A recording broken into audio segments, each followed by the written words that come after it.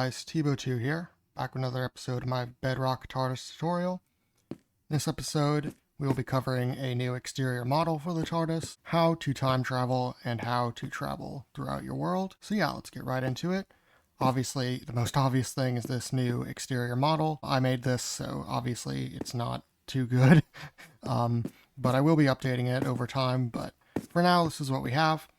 And this is actually a whole new entity, and we can punch this. It has 900 health. We can still walk through it, just like with an armor stand, but if we right-click this, it won't pick up our items. But yeah, this entity basically just acts as a stand-in for our TARDIS, and of course we can walk inside as normal by holding our key.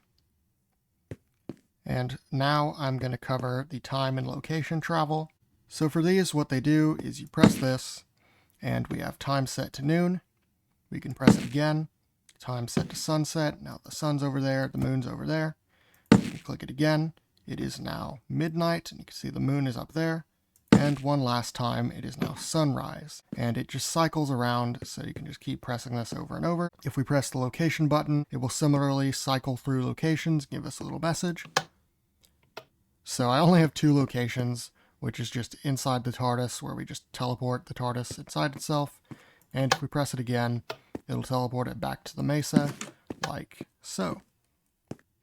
And of course, if we were to walk out while it's inside the TARDIS, we're of course going to walk out right here. So how does this all work? Well, I'll cover the exterior first. This is done using an add-on. Now I'll have the add-on linked in the description, and you'll be able to download that. And from there, whether you're on iOS or on Windows 10, you can simply open the file and it'll automatically install into Minecraft.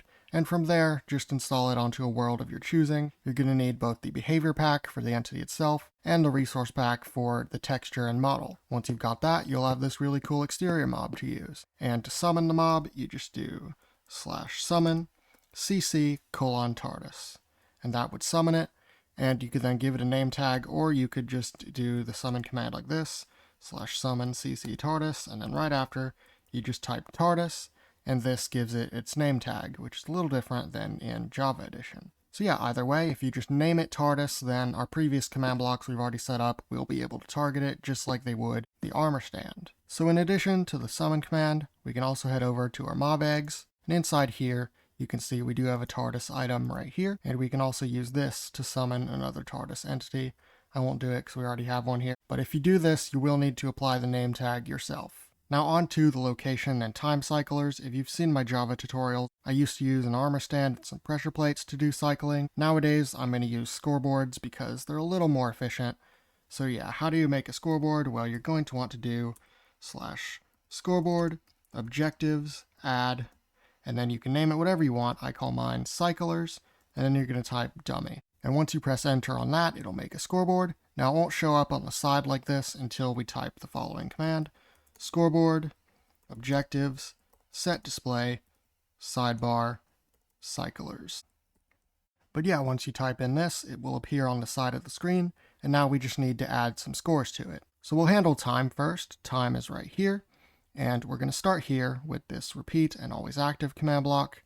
This one is doing execute if the block at the coordinates of the button is in fact a warped button.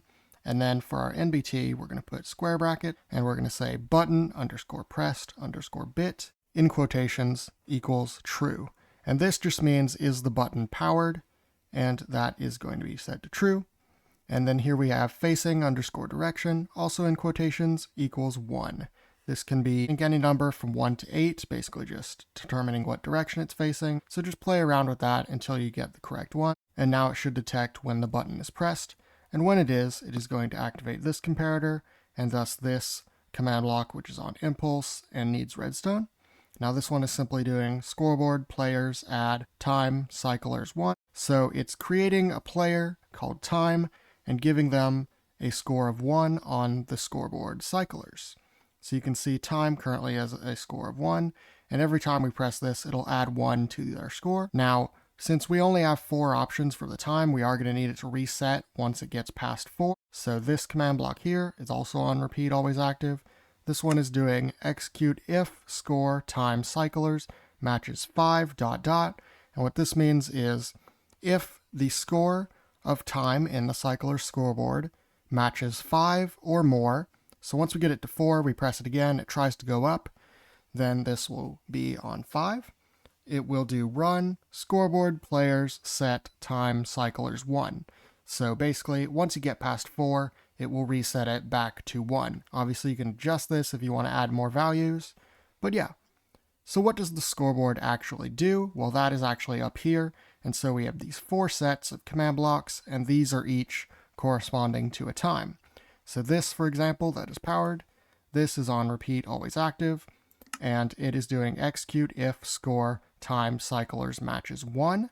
So if the score is 1, then this comparator will go off, and what is going to do is time set sunrise. And then this command above, again, these are both impulse and needs redstone. You're going to do /say time set to sunrise, or whatever personalized message you want. In addition to sunrise, there's also day that you can type. I believe that's a little bit later in the day, but sunrise is like right, obviously, when the sun is rising. So yeah, when it gets to 1, it will set the time to sunrise and give you that message. Likewise, these are for the other 3 times. So this one is for the score of 2, and this one is executing time set noon and telling you time set to noon. Likewise, here we have score of 3, which is setting it to sunset, score of 4, setting it to midnight. So yeah, pretty neat. Now, it's a similar deal with location. Again, you're going to have executing if the stone button is pressed, or whatever button you want. Make sure you specify its coordinate. And of course, here we have the button pressed bit and the facing direction, just like before. We have our comparator, just like before.